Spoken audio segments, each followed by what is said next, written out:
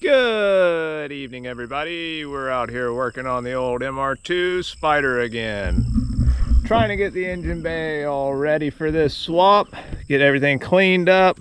Got to make a modification to a brake booster hose. I'm going to swap all the mounts that are attached to the body still, put the new bracket on the subframe. That way we'll just have everything ready to rock and roll so we can start test fitting that engine. So let's hop on all that right now. Back in time just a little bit, I didn't realize that my camera was not working when I recorded the original intro for this, but I just wanted to go ahead and wash out this engine bay, get everything good and clean, that way we'd be able to see everything good. It was utterly filthy in here. So as soon as we're done with that, then we can start to disassemble and modify the engine bay. Check this out. Look at how good that looks. Bright, shiny white all in there. Look at that. I could have got it a little bit better, especially if I had more pressure, but I just really wanted to get it clean. Now we know what we're working with. Now that we got all that squared away, let's go ahead and start to make our engine bay modifications. Starting with this line right here. I need to take it off. I got to cut it off right here so that it can easily route to the brake booster hose on our new engine. So let's do that now. We got that loose. We can just go ahead and roll our trimmer on down on it.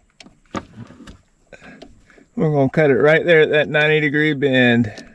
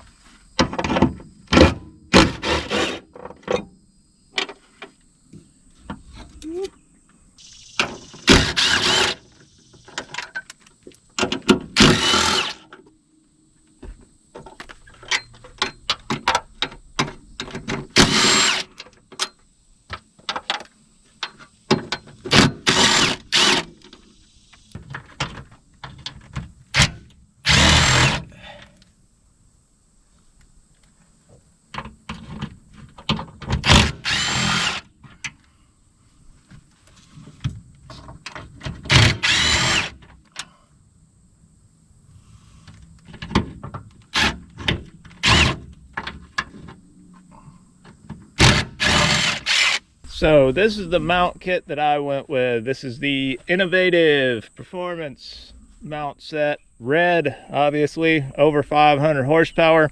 Could have gone with solid mounts, but I want the ability to take this thing down the road if I so choose so. And if I went with solid mounts, that's how stuff gets broken, you know, when you hit a pothole with no give at all. So this will give us a little bit of dampening, just a little bit of movement, but not too much. This is the one that goes in the middle. Obviously it bolts onto the transmission in these two spots. This one is the actual transmission mount right here. It goes on this side, and just look at that. Look at how much beefier that is right there compared to the one that's coming off of it. Same thing with this side over here. Much stronger. Let's go ahead and get some of those thrown on there now. So the first two went on just easy as could be, bolted on just like normal. However, the third one, the bracket that goes on the cross member, you do have to have the cross member off in order to install it because it will not clear the sway bar. But once I figured that out, took the cross member down, popped right on there. Was a little bit of weld on the corner, you might want a notch, but otherwise fit easily and bolted down like normal. So while doing some research, I've actually come across an excellent resource for this. Name of the website, I'll try to drop it in here. It's called Mitch Auto Parts. I knew the website existed. Obviously, I'd looked at the conversion harness from them, the axles from them. I didn't know, though, that they had a whole guide on how to do this, which is very impressive, and I really wish I had found it sooner. It had all the little tips and tricks that I've learned the hard way, and a lot of other information that I've noticed, like you got to cut that brake line, the booster line so it can attach and stuff like that. Stuff that I just noticed from working on this. It's got every little bit of it in there, and a lot of stuff that I had not even discovered yet that I would have found out in the future. So that's going to save us a whole lot of time. The reason I was looking was because I needed to know how to wire. If I did buy their harness, how does it wire up? Could I possibly make one, etc.? But it looks like it's going to be easier to buy it, and there is some modification that's required to this box right here. So we're going to pull it on off and show you how to do that. And there it goes, folds right off. Don't even need a screwdriver. Okay, now that we're in here, we should have a jumper wire leading from the IG2 relay to the main EFI relay. IG2 is the second, EFI is the fourth. So we turn it over. Let's see if we can find this jumper. There it is, right there. There it is. You can see it goes from the second one, which is IG2, to number 3, number 4, which is that one. So that's our wire of concern. And we need to cut this right here closest to the IG2 side so that we'll have plenty of wire to work with, and we can wire this wire in to our constant 12 volt source. The reason this is different is because the Honda computer requires constant power because it actually shuts itself down, whereas the Toyota one, you turn off the key, it kills the power to it. We don't want that. We want our ECU to be able to shut down properly, so that's why we had to cut this wire. Now we're just going to strip it back. So we found the black wire with the yellow line. That's a constant 12. I tried using a push style clamp to put this on here. It didn't really work as good as I wanted it to. Keep in mind, this is the power for our ECU, so this cannot be loose. So what I did was I took a standard female connector, just pried it open, and I'm going to use it like a little hasp as a crimp connector, and just fold it over and join these two wires together. There's multiple ways you could do this. They even sell special connectors. No matter what you choose, just make sure it's good and solid and resistant to vibration. There it is, nice and crimped down. Just tape that up and we'll be good to go. Now I just need to tape up this loose one here. We can slap the old cover back on. Make sure all our wires are in there good. Get that reattached.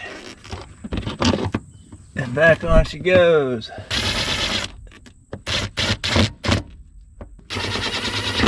Back down here in the shop doing some cursory measuring. As you can see, this intake is quite a bit larger than the one that was on that stock Toyota motor. So what we got to do is see exactly how much room we need. Now I already measured this off camera because I can't hold the tape and the camera. But essentially, at its longest point, we need 8 inches to clear the throttle body from that front hole. Now, right here, we only really need like, I'd say 7, right? 7 will get us past the alternator, past all that. Here in the middle, it's about the same. I'd say we need 8 in the middle right here at this point and 8 right here. So from that hole, which I know where it's at on the car, all the way over, it's 20 inches to right there. And let's measure for this one. It'd be 14 and a half. The middle of that belt's pretty much that bolt. So 14 or 13 and a half to the center of that. So we'll say 13 and a half, and then of course 20 right there all the way over to that throttle body. So let's go see how the car measures up. So doing some measurements, I can see that we do in fact have 7 inches over here, right on the dot. But out here we do not have 8. So I am gonna have to do a little bit of clearancing. If I come over 13 and a half, which would be right there, and then a full 20, which would be right here, and we're just gonna have to clearance it out a little bit. We're gonna start with that 13 and a half, which is right on in here. And that way we can go ahead and make sure that will clear, and then we'll be good to go further over.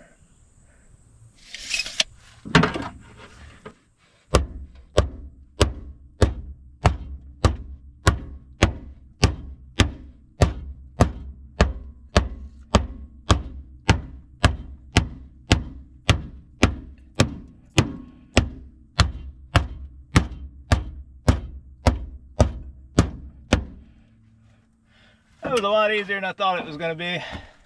I'm used to pounding on 1970s, GM firewalls. This is soft as can be.